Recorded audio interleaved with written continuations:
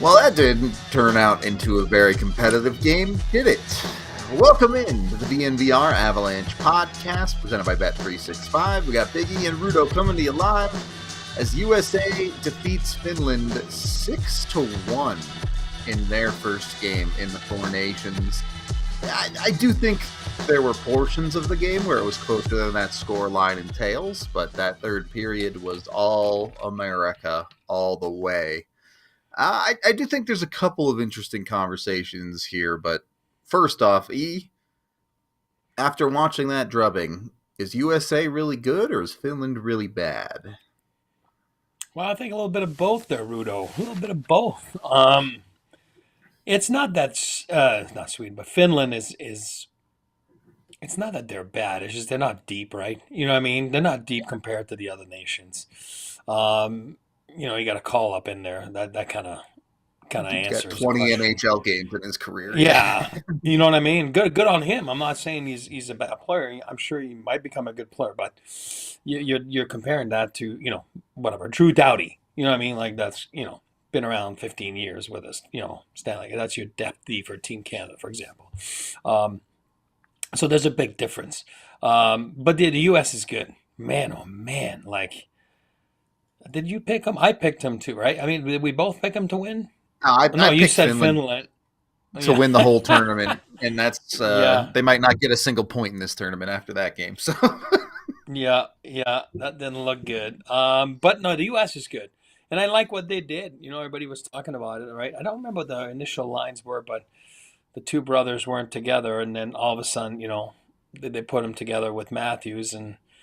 They were man-possessed, with, I think Brady had 8 hits. And, I think it meant a lot to those guys. And again, I'm not trying to be sappy here, but I think that they mean business going in there. And I think that carrying the Johnny Hockey Gaudreau jersey as the, item of the game, I think it just kind of makes you realize a little bit. I just think that they're taking it seriously, you know what I mean? And, they don't want to make a mockery out of that. And I think that's, if you're listening to the pressers and stuff like Sullivan, and they're really like focused, they're really business, like first and foremost, you know what I mean? And I think John Cooper's been a little bit more, but he's kind of a cameraman more than the others, but he's very good with the media. I'm not saying it's a bad thing. I'm saying a little different. And then Sully is a little bit more direct and good with the media too, but just more direct. But you can tell that they mean business.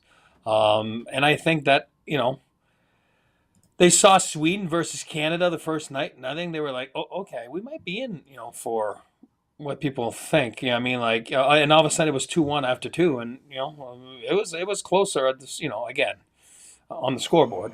And, then all of a sudden it just kind of, it went away. Yeah, I did think the first 2 periods were close, but it just seemed like Finland ran out of gas in the third period. USA kind of had the better possession for the majority of the game when you look at it. But a couple other things there. You brought up Sully. I asked on the watch-along yesterday, and Tiff's answer was that he is like the New York version of Jared Bednar. Yeah, it's a good way to say it. You know what I mean? I thought so too. Rudo just laughed at me. Yeah, but that's what I'm saying. Like he's more like he's good with the media. So is Jared. You know what I mean? But I think Cooper is more like we'll throw some jokes in there where I don't think Jared really does that. You know what I mean? So I think that's more like Sully. That's a good comparison in a sense. But so, let me ask you this. Pretend you're not biased towards the Avs. Would you rather have Jared Bednar or Mike Sullivan as your head coach? Yeah, I'm gonna be honest, and that's a tough one. I like both, but I'm gonna go Jared Bednar. I do believe, just because of I can't say longevity, man. Sully's right there too. You know what I mean? Like it's they're Yeah. both they're both the longest tenured, right? Um, yeah, I just like the way they both go about their business. Here's what I'll say. Mike was, I remember playing against him, a very defensive minded forward. You know, what I mean, there was not a lot of offense in there. I know he's a BU product, and I don't remember what he was in college hockey. You know, what I mean, was he more like, I can't really think that he was an offensive guy, but maybe I'm not too sure. But I know in the NHL he was a very methodical, very detail oriented player. Those make the best coaches. We all know that, and same goes for Jared. You know, what I mean, Jared was never touched the NHL, but worked hard for all those years to carve a career as a hard nosed tough defenseman. You know what I mean? And a lot of times those guys make the best coaches, the ones that weren't the most prolific scorers and or even touch the NHL for that matter. So I think they're both good. I'm biased, yes. Without, like you said, don't be biased, but I'll be biased. I think Jared, but I mean they're both pretty close. I think they're both guys that you would enjoy playing for. If it was me, I would enjoy playing for both those guys. When you look at their records, fairly similar. Sullivan's coached maybe 50 more games. He has about 25 more wins than Bednar in those 50 games. So they really are pretty similar. Sullivan, of course, has that second Stanley Cup. Bednar only has one. But reasonably similar coaches, to be honest, which another question I asked, I didn't know we were going to go here with the show, but it's just where we ended up. How long do you think it is before we start seeing Bednar at some of these international competitions? I was thinking about that as you were asking the question. You know what I mean? And I was like, who was I talking to? God, today. Was it today or yesterday? Anyway, and I was talking exactly about that. And it's the old group, right? And I'm not saying it's a bad thing. It's the old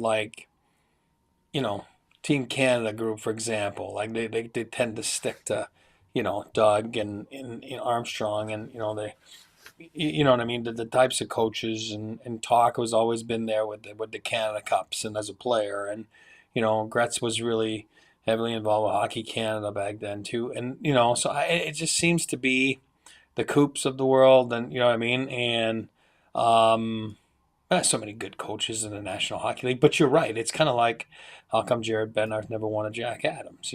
It's kind of the same thing. Yeah. Why wouldn't he be part of that group? And yeah, for me, it is a little bit like, if you ask him, maybe he would like to be part of something like that, and maybe not. You know what I mean? Like, he's a little bit more reserved than good old Western Canada, farmer, so to speak, and he likes to go in the woods when he has some time off, and he always talks about it there in Colorado, and he just kind of likes to get away. So maybe he'd rather get away during this time of whatever it is, 2 weeks. But yeah, I'm sure it is the best of the best. They call it best on best, right?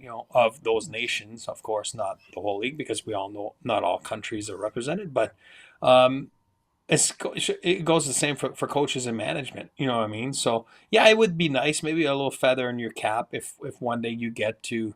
But like you said, I mean, how much does he need to do? You know what I mean? Like, how much longer? I mean, like, the guy's been around the same team. He's a cup winner, and he's sure, and he's a savvy hockey guy. He certainly could have his place in there, absolutely, without blinking. Yeah, it would be interesting. I do think Jared Bednar is the kind of guy that would love to do it for Team Canada, because you look at the Olympics and you get a lot of Canadian coaches that go coach other countries, but I'm not sure if Bednar would be a guy that wants to do that or not. So we'll see on that front.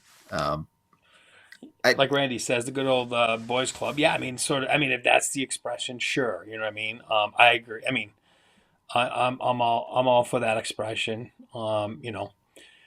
It used to be a little bit more shoot, how can I say that? Like around the league, it used to be a little bit more common with that, like as a few of the older GMs were, they really ran the league, you know what I mean? The three or four of them, when they were older.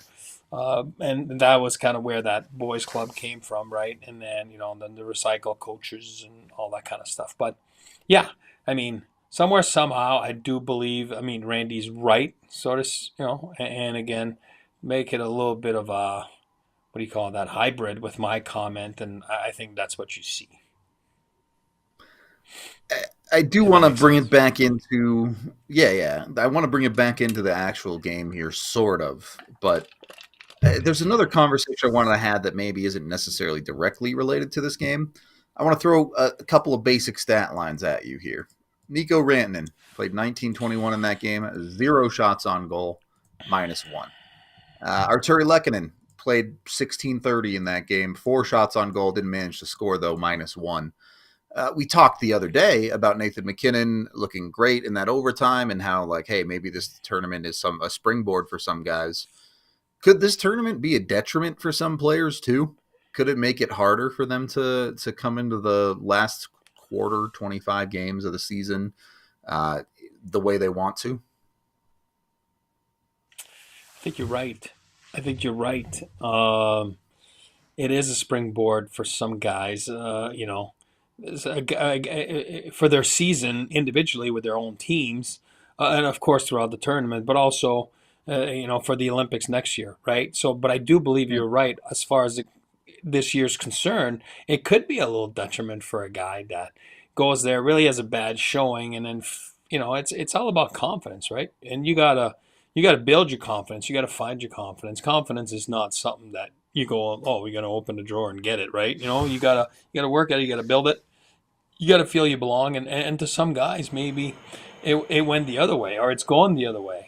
Even as a goaltender, probably. You know what I mean? Think about it. Like yesterday, Hellebuck. I was reading that yesterday, and I'm not saying that that's right, but you're reading like on the internet when the game started. Oh, are we seeing Hellebuck from the playoffs? You know what I mean? Because he lets in one fairly that first right. goal I'm went just in. saying. Yeah, that's my point, right? So is it like, so to your point where you're trying to ask that question, it's a fair question. All of a sudden he gets killed 7-1. You know what I mean? And it's against the U.S. And then you look like a genius because you picked Finland, but. Him, it's like, whoa, what is going on? Like, oh, this guy can't play the big game. You know what I mean? And we're all guilty of it. I mean, God, I was guilty of it. Jack Eichel, like, oh, can't play the big game. He's never played in the playoffs. Well, how could he? He never was in the playoffs. You know what I mean? Which, to a certain extent, that's his fault too in Buffalo because he didn't deliver. As a team and as an individual. But once he got to the playoffs and he had the right mix with him, I mean, he was stellar. You know what I mean? But I think we all judge. And I think that it's fair to judge when, Mikko or whatever has a terrible 3 games. You're like, gee, I mean, kind of, he had a rough go the last few games in Carolina. Now he's got a rough go there, and you know what I mean? And, I'm just using Mikko, of course. I love Mikko. You guys know that. I'm just using that as an example where, some guys might go, I don't think Mikko will go like that, but, some guys might, you know what I mean? All of a sudden it hits your confidence in places where, they're not productive, you know what I mean, where you're trying to go finish that year in high spirits and with your team and to really make damage and for most part for playoffs.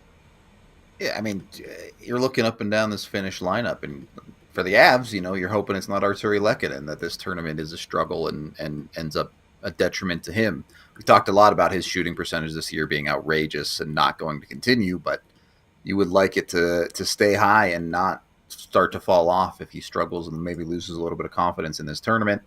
Obviously, Saros did not have a great game, but Nashville's bad anyway, so that kind of doesn't matter. But look at someone like Esa Lindell in Dallas, who, without his partner in Heiskanen, who got hurt before the tournament, pretty tough night for him too. So on that backside, that Canada-Sweden game you felt like was a pretty good game. Both teams played pretty well and made it close. Yeah. And I don't think Finland played horrible for the first 2 periods. They kept it close. They have to play a certain way to really grind out these types of games. but to get bodied in the third period like that and give up, I guess they gave up 1 goal right at the end of the second period and then 4 goals in the third period. It's got to damage your psyche a little bit, at least, if you're Finland.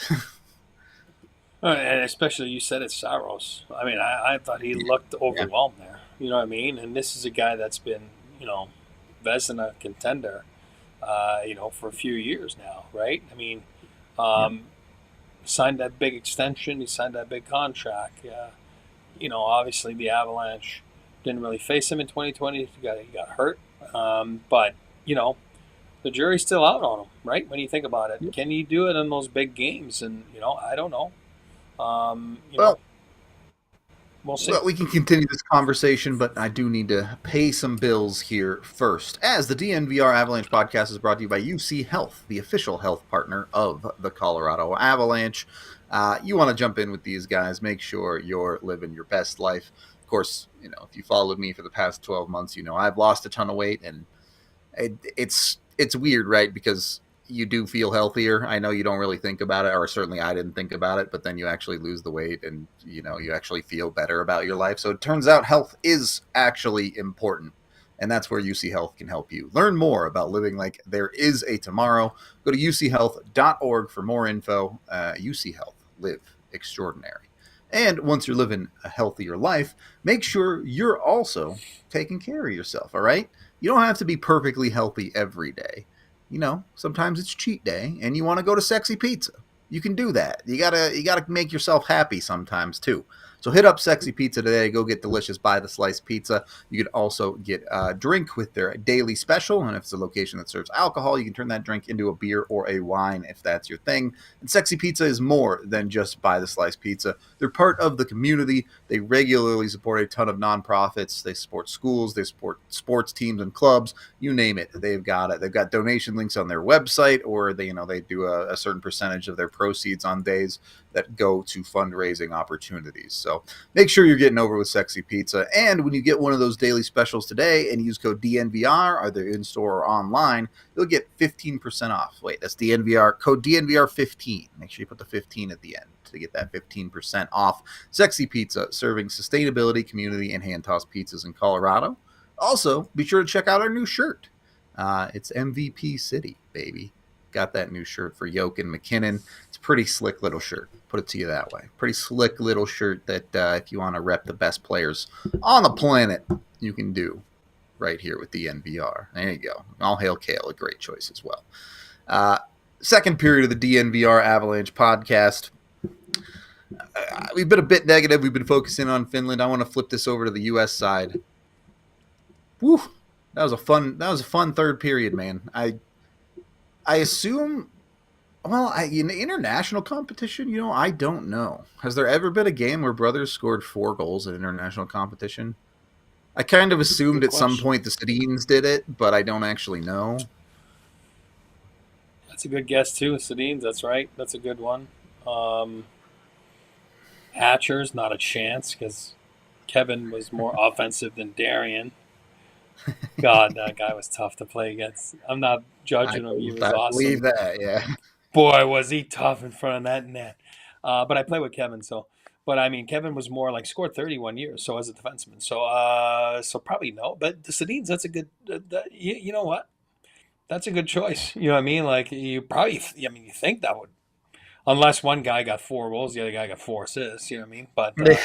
You know what I mean? Yeah, it was fun to see those two. Obviously, I think they mean business. Brady, again, right. Okay, let's go back to your question from earlier. Yep. What is this player? You know what I mean? Like Brady Tkachuk. All of a sudden now it's I would love to have Brady Tkachuk. But then everyone's like, yeah, he's been in Ottawa. They've never made the playoffs. He's never led his team to go in the playoffs. He's never played in the playoffs, So this is an opportunity for him to say, hey, I'm doing my job. And again, I'm not dissecting the Ottawa Senators because that's not what we do. And that wouldn't be fair. But somewhere, somehow, as a group and as the leader of the group, they haven't done it. Are they going to do it this year? I don't know. But this is a preview of playoff hockey. And he called it Saturday night, was it Matthew or Brady? It's just Saturday night, the biggest game of his life. You know what I mean? So I think it was Brady.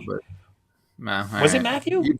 I don't know, dude. Game 7 Stanley Cup. Yeah. I mean, Matthew played Game 7 last year. So I don't know. Maybe Brady. I don't know. Who knows? But if he's telling the truth, it's probably Brady. But you know how players. Yeah. Yeah. No, but still, I think they're excited for that game, and I think Werenski had a great comment too. He's like, God, it's a pain in the butt to play against one of them. Now there's two of them. I mean, imagine that. It's just a pain in the butt. You know what I mean? Like, so on the same line, you know what I mean?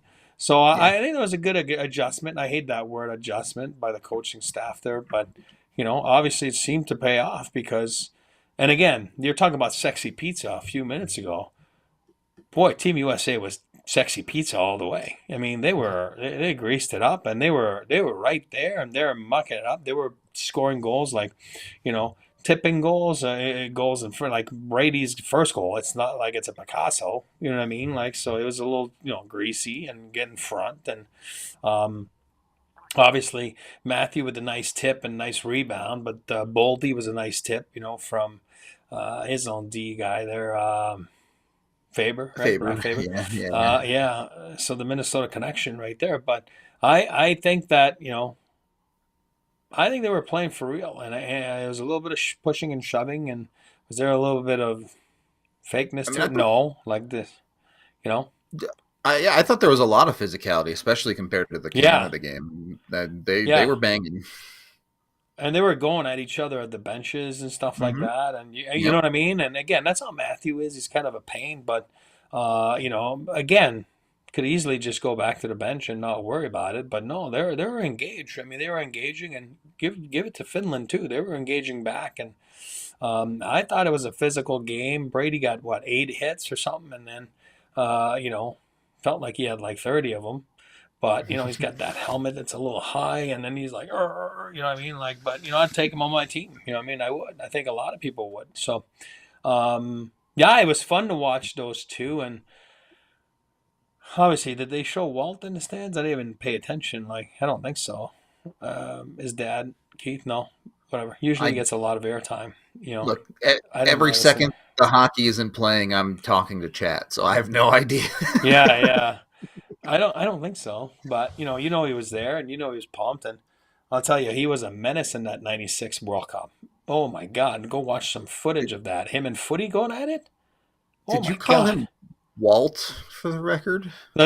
Yeah, that's his nickname because of Walt Tkachuk. I think that was his uncle or whatever that played in the NHL back then for the Rangers. Big Walt is his nickname. Even though his actual name is Keith? Keith, yeah. No, that's his nickname. Okay. His nickname is Walt. Yeah. Okay. Like Fopa. Like, no, it is like Big Walt. Yeah. What does Walt have to do with Keith, though? No, because there's a player in the NHL named Walt Tkachuk back then. Yeah, I think that's why they got. Yeah. No, it has nothing to do with Keith. None. Nothing to do with it. I don't even know if they're related. Maybe they were. I have no idea, but. Anyway, anybody from Boston, they're all related. So, I mean, everybody's like cousins and stuff, like in a funny way. Like everyone's connected. It's nuts, man. Like nuts. Yeah. I mean, I thought it was. I thought it was fun. I thought it was fun that they were engaged. Everybody. I think it gave me. It gave me the answer that I was kind of looking for. You know what I mean? Like. That I was worried about. Like, are they going to really play for real? And again, I think they're playing for real. Is it the best hockey in the world? No, but at some point, some parts are and some parts are not because you're throwing 20 guys together that, some of them have never played together, and it makes a difference. We all know that. And then, maybe they're trying some different. Maybe Cooper likes them to play a certain way, and then you're used to play a certain way, and then all of a sudden it just kind of makes you think. We all know that. Think of Jonathan Drouin last year, first 10 games. Thinking, not reacting. So sometimes it kind of gives you that, but I agree. I mean, with Randy, there's a lot of grit on that USA team. You know what I mean? And it's kind of, and again, that's why if I'm Canada, I answer back with Sam Bennett. But that's me. What do I know? I mean, I do think it's interesting when you look at who had success in both of these games, and it's a bunch of guys that play together in the off seasons, right? Obviously, Crosby and McKinnon. Marchand is part of that group that practices together as well. And then on the U.S. side, yeah, you bet Tkachuk and Brady have played together, or Matthew and Brady, I should say, have played together quite a bit in their lives. So yeah, that they do have that little extra bit of familiarity, right? And a lot of those kids played together at NTDP back then. True. NTDP back then and World Juniors, right? You know, that group with Matthew and, of course, like Keller's not there, but all those guys, Eichel, and, you know, that's all the same. Man, it all blends in. But I think I saw a picture. I saw a picture of, like, NTDP alumni, you know, from Team USA, and boy, oh boy, there's a lot. And what does that tell you? We talked about it yesterday. Starts at the grassroots all the way to, you know what I mean, where they that was a brilliant idea, that NTDP, you know what I mean, whether you like the program or not, it was a brilliant idea, and I think it's produced a lot of wins and a lot of hockey players, and I think that they do a good job, you know what I mean. So now, is it perfect? No. And I think that Hockey Canada, now that, you know, they're trying to figure it out, like, you have to look in the mirror. You have to look at things like that. And I think that's what they're starting to do now with the hirings last week or something like that, right? So, you know, change their thought process a little bit on how the selection goes and how to go about it. But I love the fact that they play together full seasons, and, you know, it's kind of cool. You know what I mean? So, Eric, let me ask you a question. I think I know your answer to this, but I'll play the bad guy. Better hockey player, Gabe Landeskog or Brady Tkachuk? I'm going Gabe. You know, that's God. I think, again, Gabe's more polished. For sure. You know, yeah, you know what I mean. I think Gabe could put in like, what's Gabe's best season? Did he ever reach 80? I mean, I'm trying to remember. Like, probably, I probably did, right? No, only 75, but it was in 73 games. So yeah. But I mean, it's like he's a little more polished than Brady. Maybe I mean, not that Gabe doesn't like the physicality. Gabe likes the physicality, but maybe Brady likes the fisticuffs a little more than Gabe. Maybe I would say. But man, it's a great comparison. They're both leaders. They're both like you know, they're captains, and, you know, they're the heart and soul players of their respective teams when Gabe obviously was playing, and hopefully playing again. But I would say, I think skill wise, Gabe's a better player that way. You know what I mean? And I remember Gabe watching him in juniors, and I'll tell you, like, boy, oh boy, he was men amongst boys, but he was so dominant. And then if you flip the thing a little bit, Brady was not that prolific. You know what I mean? At Boston University, he was, he was not very prolific, what I just said, right? You know what I mean? So, you know, it was a little rough around the edges. He's kind of built his game up, Brady. You got to give him credit. He's built his game up over the years. And again, it's because of his heart. You know what I mean? Like, you get out there, and then, you know, when you work that way and you're fearless, then, you know, results usually come with it. So, so he's a guy that puts up fairly good results. You know what I mean? Again, he's not a 80-point guy, but he's a guy that you would take on your team. Yeah, so I do feel like this is a little bit cheap. If you're including intangibles, it's just Gabe, right? That guy's a captain, the off-ice leadership, all of that stuff that Tkachuk doesn't have the same level of. There's no doubt about that. But on the ice, I think you can make a pretty decent argument for Brady. Brady, in his career, 496 games, 393 points, 183 goals. Gabe, through his first 500 games of his career, give or take, 341 points, 143 goals. So Brady has had a bit more offensive punch through this portion of his career. Brady has turned himself into pretty much an automatic 30-goal scorer over the last 3 or 4 years as well. So the dude does put the puck in the back of the net well. He drives play very well. He shoots a lot for that Ottawa team. Now, how much of that is him playing in Ottawa, who hasn't really been a good team for a good little while now? Fair enough. But also, Gabe played for a team that wasn't great in Colorado for a bit there. So fair enough. Landeskog, probably more sound defensively in a lot of ways as well. Brady, minus 59. I know plus minus isn't that great, but he has had 1+ season in his career in Ottawa. So yeah, it's what it is. But I do think it's an interesting comparison between the two that, on the ice results, at least, fairly similar players. Brady does take a lot of penalties, like a lot of penalties, but and Gabe has a cup. I mean, I'm just saying. Yeah, he has a cup as a captain. Like, yeah. And Brady Swedish has played captain. exactly 0 playoff games, so yeah, there's great a difference there. Though. Now, if you take his brother, as much as people seem to hate him, Matthew Tkachuk, really good hockey player. Whenever you get 110 point, whatever it is, you're pretty good. That's not a fluky season. Yeah, 100. Where was he? 106. 109. Yeah. Oh, I 10. I lied. Price is Right. I would have been over by one. So, but yeah, I mean they're fun. They're fun comparisons. You know what I mean? And again, you got to be careful, right? Jack Eichel never played in the playoffs, and then bang. So I learned my lesson a little bit there. I tend to be a little careful. There you go. Not that you should. I'm saying when I talk about guys that haven't been there, it's like got to be careful. Hey, I'm not afraid to be wrong. It's all good.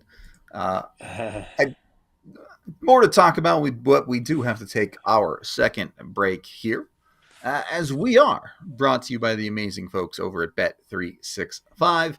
You can sign up today with code DNVR and you get $100 in bonus bets when you use code DNVR365 and bet $5 on anything. Win or lose, you can get those $100 in bonus bets, which is just free money to play with. So make sure you're jumping in with Bet365, whether it's betting on this Four Nations tournament or maybe you're betting on basketball, which I guess they just hit their All-Star break. So maybe you have to find something else to bet on. There's always sports going on, and Bet365 has you fully covered. Whatever the event might be, you can jump in on it. So do it with Bet365 today. Make sure you use that DNVR365 code when you sign up. Place that $5 bet to get $100 in bonus bets with them. You can even get early payouts when it comes to the NHL. If a team gets a 3-goal lead like USA did the other day, you get that payout the second they go up by 3. So jump on with them. Of course, when you do gamble with Bet365, you must be 21 or older, physically located in Colorado. And if you or someone you know has a gambling problem, call or text 1-800-GAMBLER today. And then once you make a little bit of money with Bet365, go pick yourself up some Shady Rays. Go get your new pair of sunglasses over at shadyrays.com and use code DNVR to get 35% off any pair of polarized sunglasses with Shady Rays.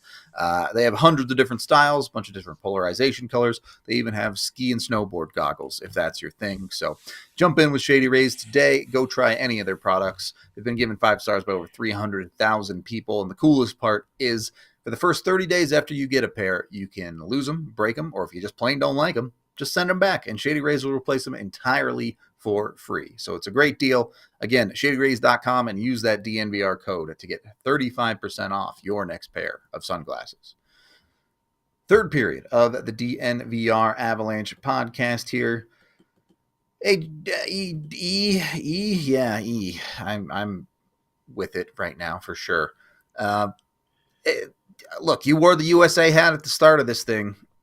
Are you still on Train USA after this game? You think USA can do it against Canada come Saturday? I'm a proud Canadian, as you guys know. Proud American now, as well. So I just went looking at the rosters since the summer, and then leading up to it, and I truly feel U.S. is the deepest it's ever been. With that said, I mean, I do believe that they're going to win the tournament. That's just what I think. Now, do I think it's a walk in the park? I do believe that they meet back again. Whatever it is, the last day of the tournament in the finals. I mean, that's just what I think. Probably. You would think, right? I mean, again, I'm not a mathematician, but who knows? But obviously Canada's got to pick up some points. Unless because someone's going to win there, right? Sweden beats Finland. They're at 3 points or 4 points if they win in regulation. So Canada's got to pick up points somewhere somehow. You got to but who knows? Yeah, the only team that's in trouble is Finland, getting 0 points yesterday. Yeah, that's in a 4-game tournament. I mean, 3-game tournament. When you think about it, It really the fourth one is just it's the two top teams. So I think in the chat earlier though, I mean, somebody was saying Makar was sick. Jason, no, Jason, do we know if Bennett? Is it official? Bennett's in for Konechny, or was that a rumor? Because I didn't see that. You know, I think Jason in the chat was saying Bennett is in for Konechny, but yeah, that was my right there, Jason. Yeah. Is it? I don't know if it was just what Jason would do, because I agree with Jason if he would do that. No offense to Travis Konechny, I'm not saying that. I just think that Benny just brings that snarl and that grit and that championship pedigree right now. You know what I mean? That he's learned the last couple seasons going to the finals both years, and you want to quiet down Matthew on the U.S. side of things. Well, I'm pretty sure Sammy's not gonna take any crap from from his old pal there, Matthew. I mean, so I will say, Canada's defense looking pretty thin. Cale Makar under the weather, may or may not play tomorrow. Thomas Harley is the guy they've brought in as the potential extra defenseman for Canada there, for a defense that has already lost Theodore. So Canada might be a little thin on the blue line if Cale can't go. I'll put it to you that way. Yeah, I mean, it sounded like Cooper said he's not worried about, Cale being there tomorrow. And maybe it was more like, hey, man, you played 28 minutes. This guy Harley's in town. We lost Shane. Not Shane, but Shea. We lost Shea Theodore. To have a practice, let's just have – you play 30 minutes a night. You know what I mean? Let's just if we say you're sick, and again, he might have had the sniffles. I'm not saying everybody's cheating, but all of a sudden you get Harley to get in there for a practice with the guys, and and then Cale's back tomorrow. Then he goes back. Then he's allowed to go to Boston, right? You know what I mean? And then kind of hang around over there, and again, what does that tell you? People are saying Uyghur or all that kind of stuff. I agree. I agree. But this is what I'm going to tell you, because I know coaches like sometimes too much. I think the lefty factor had a lot to do with it. You know what I mean? They lost a lefty defenseman in Shea Theodore. And, all of a sudden, they're looking for a lefty. And it just happened to be Harley. Maybe it was a righty, it would have been Uyghur. I don't know. I'm sure they talked to those guys beforehand, making sure, like I said, don't go to Mars, right? Stick around a little bit, and and then maybe one guy was like, "No, I'm actually going. If I'm not on the team, I'm going somewhere, and so be it." So, and I'm not putting words into anybody's mouth. I'm saying that could have happened. All right, look, the Dallas Stars paid for 2 defenseman spots on the team, and once Heiskanen went down, they had to fill it with Harley. Okay. Obviously, that's true. Don't take that seriously, Kat.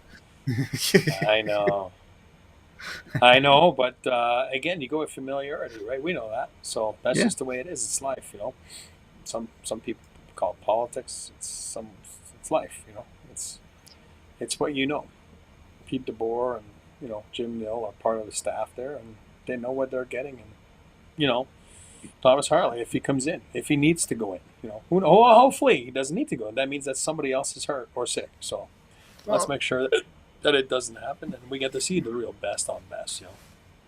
Do we think the home ice advantage for Canada is actually going to matter tomorrow?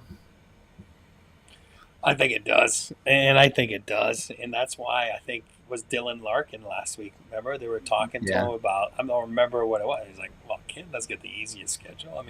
There are 2 home games, you know what I mean? But then you flip it, look no further than the DU Pioneers last year. They had the toughest road as a 2 seed or 3 seed. Were they 2 last year or 3? Or I don't remember. BC was 1 and BU was 3 and DU was 2 or whatever. But they had the toughest road. They had to go basically have road games all the way down till, you know what I mean, because of the way the regionals set up, and you know what I mean, and it was kind of like, it was weird, you know what I mean. They had to go in the other team's territory to go win those games, to make it to the Final Four, and then obviously it's a little bit of the same thing, but like Larkin said, they get the advantage a little bit, but if you can get through it, you get the advantage too once you get to Boston next week, and you know what I mean. And reality, that's life, right? You know what I mean. And but the crowd is excited. I mean, it's awesome. Montreal's a great. If you've never had the experience of going to a game there, you should. The game operations is the way it should be. It's so classy. It's so awesome. It's fun. The best hot dogs in the world are in the press box or sold at the restaurants around the concourse. But it's a hockey place. You know, I mean, it's a hockey barn. Like it's just it's fun. A little bit of a European atmosphere in there.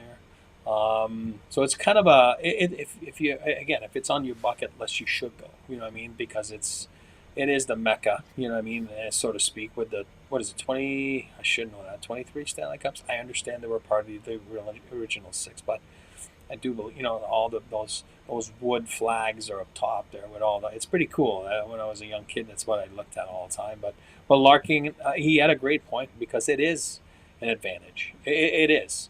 And, and especially with what's going on right now. And yesterday they kind of were cheering for Finland a little bit, for all the reasons. And then tomorrow it's going to be even worse, because it's going to be It was electric the other night outside. I talked to a few people. And they were saying it was nuts outside after the game. It was nuts inside. Mario, of course, shows up and, drops the puck. And, that's one thing about Quebecers, you know what I mean? Like they will... honor their own, and they sure did there. I thought it was a cool ovation by Mario that's never played for the Canadians. Mario was drafted in that building and just stood up and waved and didn't want to put the Pittsburgh Penguin jersey on. You know what I mean? And followed by Lindros years later. But Mario was, and I'll tell you one thing. Side note about Mario, I grew up watching him in juniors. Oh my God. I mean, you're talking about, like, dominance. Look him up if you want. Mario Lemieux, his stats in juniors. You're going to... Oh, I know. He had, like, a 200 points. And that was stupid. Oh, yeah. It was nuts. And it was, it was unbelievable. And my hometown, Laval, that's where he played. And, back then you were allowed to smoke, right, in the rink. Yeah. So by the second period, you could not... It was like, 3,000-seat arena. It's not the biggest arena.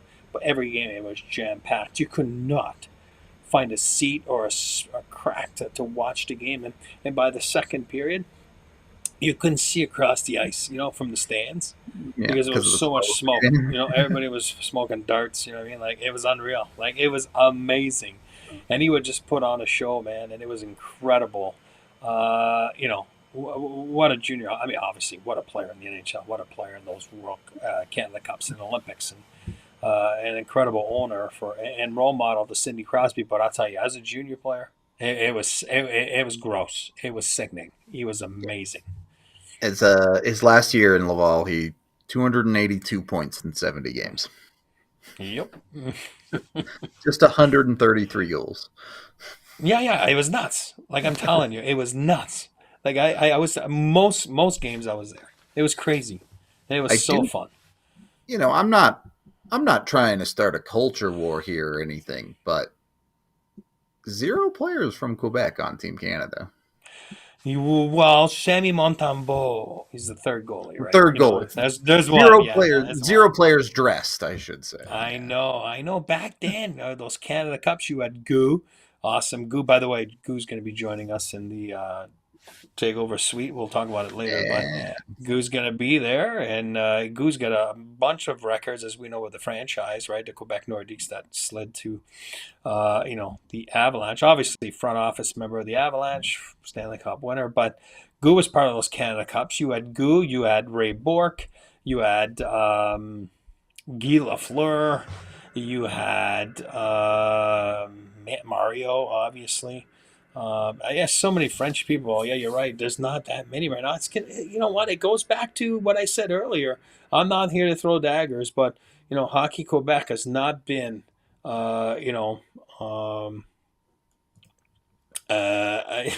Randy, it's a big kick.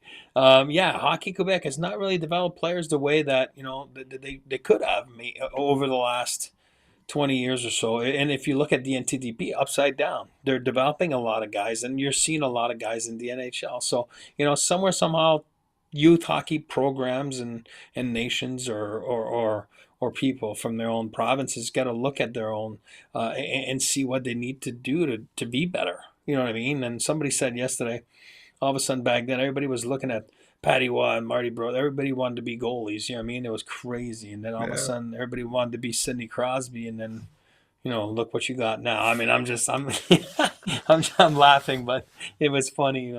I would never put down a goalie in the NHL, but it was funny the way that they were saying it. It was kind of hilarious, so to speak. Let me make a case here for a Quebecer. Quebecer. Yeah. How does Quebec feel about that? Because I know all you guys say Quebec. Yeah, I mean, you're from Quebec, but you're in French, you're a Québécois, right? Yeah. I mean, a Quebecer. Okay. But you're so you're a Quebecer from Quebec, And then people are like, well, are you from Quebec or from Montreal? Like, no, I'm from Montreal in the province of Quebec, but there's also the city of Quebec in the province of Quebec, and that's where people get all confused, kind of like New York, right? There's Quebec, and then Montreal, Quebec. But I'm from Montreal, yeah. So, I mean, let's say Canada comes up short in this tournament. Let's say they're looking to make a few changes to this roster heading to the Olympics next year. Jonathan Drouin? Mm-hmm.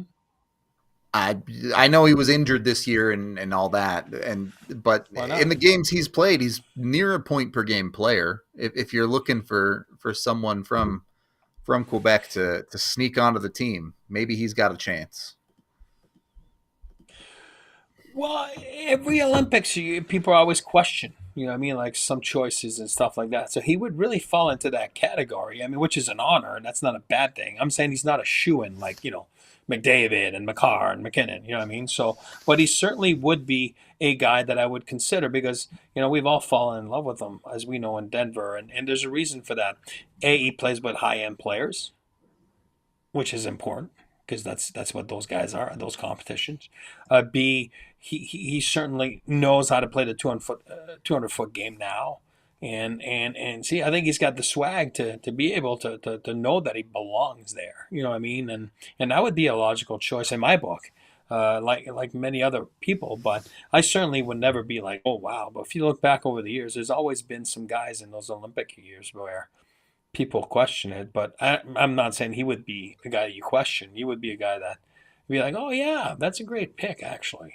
That's just the way I feel about him. There's a little bit. He was a 2-time World Junior guy for Canada, and then he did play on the Young Guns team for the World Cup. So there's a little bit. Jason's right.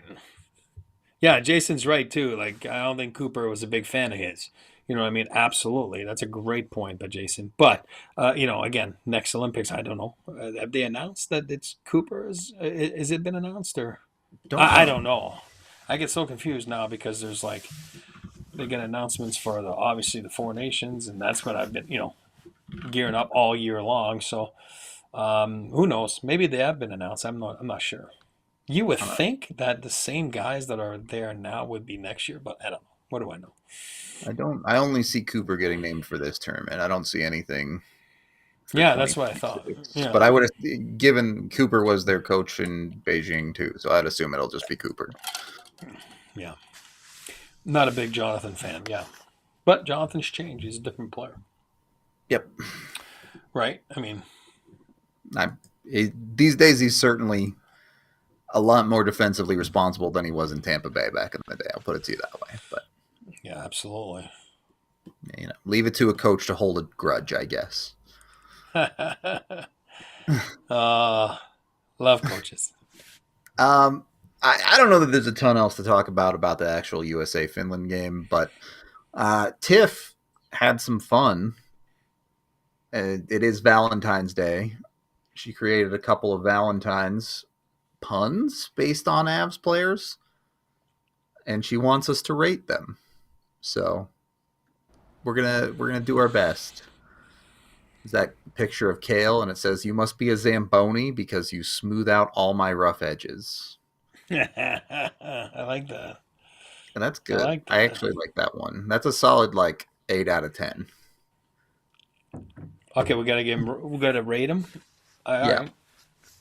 Yeah, I'll give it an 8 too. We'll go with that standard. All right. We're starting high. We're starting the bar high. Picture of Landy with the cup, and he says, "Are you the cup? Because I've been dreaming about you." I'll go 7.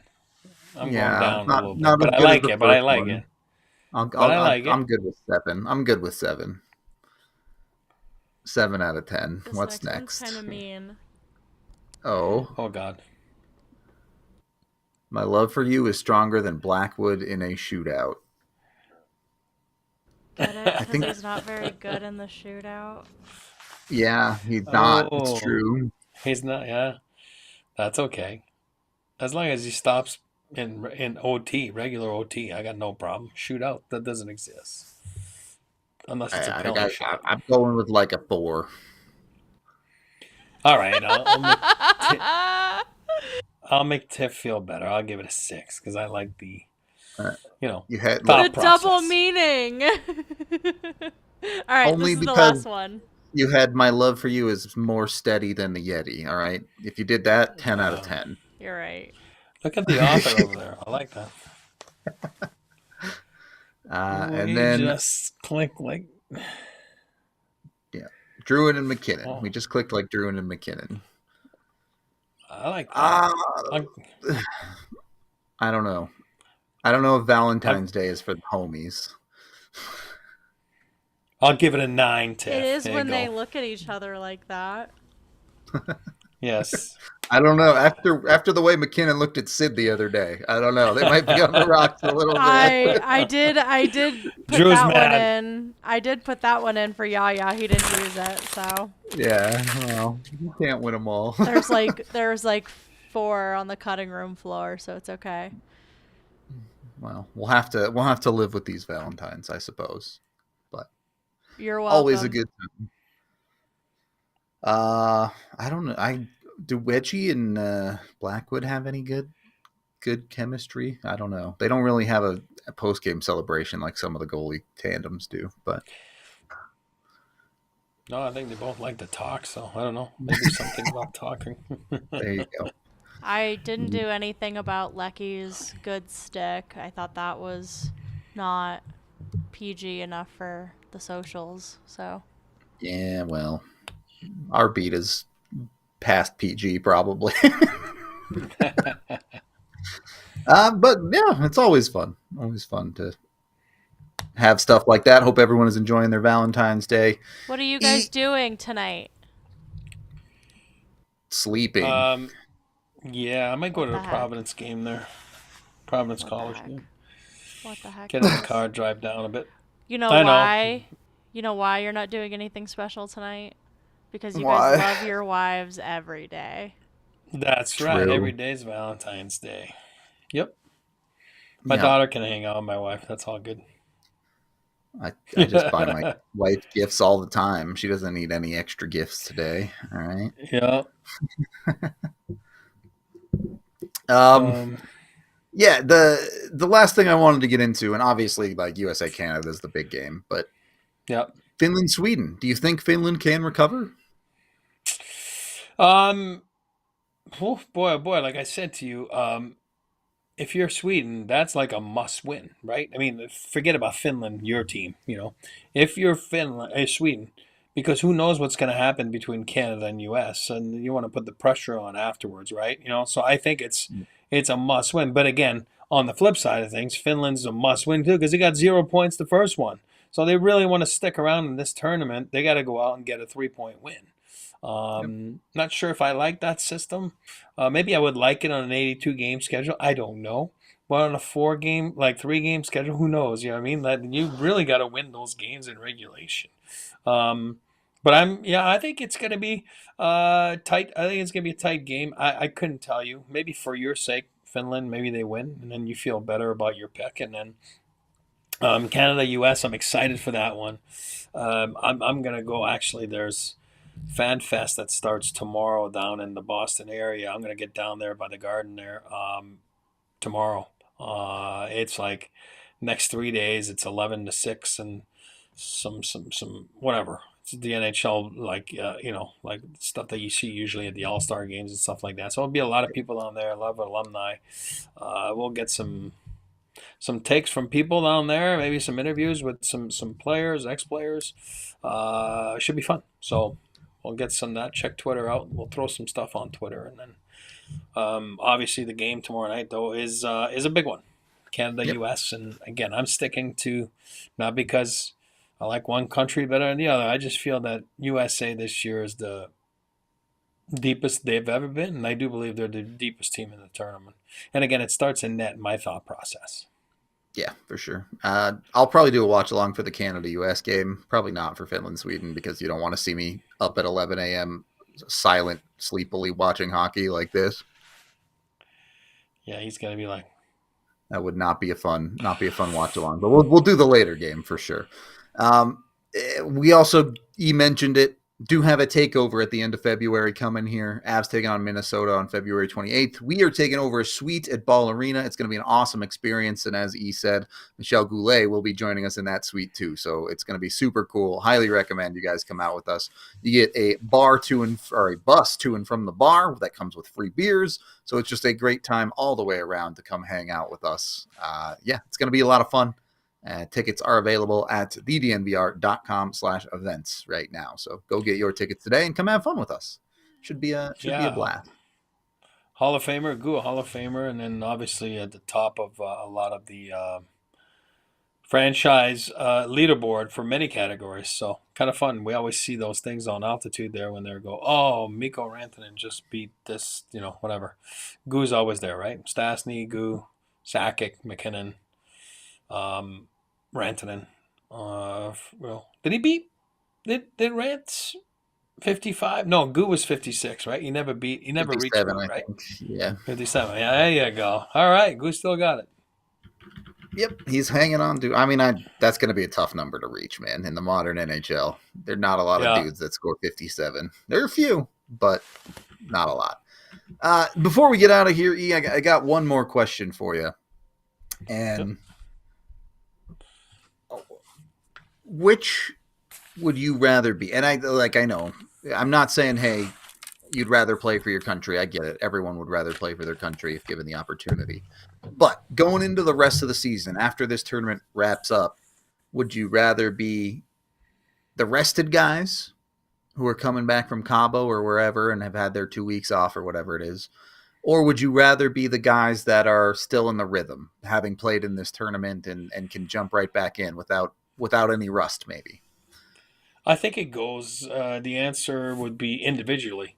They would be all different because I think some guys need the break, look at Ovechkin, probably needed the break, you know what I mean?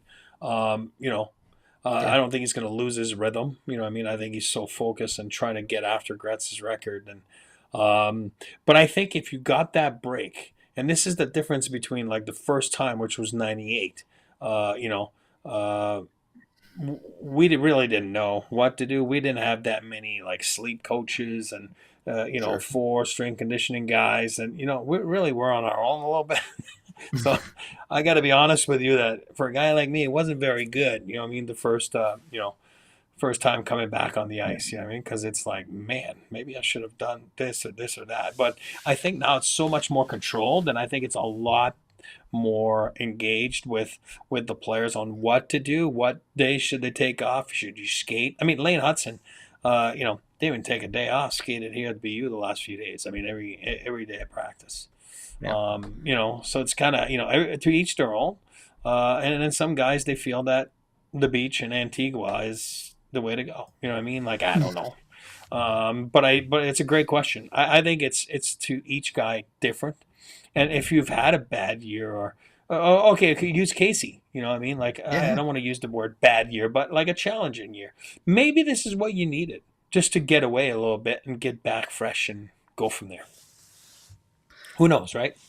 Well, I will say I don't think you got players having quarter pounder eating competitions in their off time anymore. I think that's No, I know, but that wasn't my off. That was post after the season. Yeah. Still, even in the off season, I don't think anyone's doing that much anymore, buddy.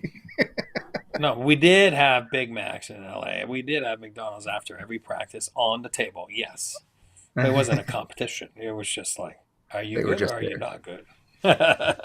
Big, What Wayne always ate a hot dog? Is that what it was? Oh, yeah.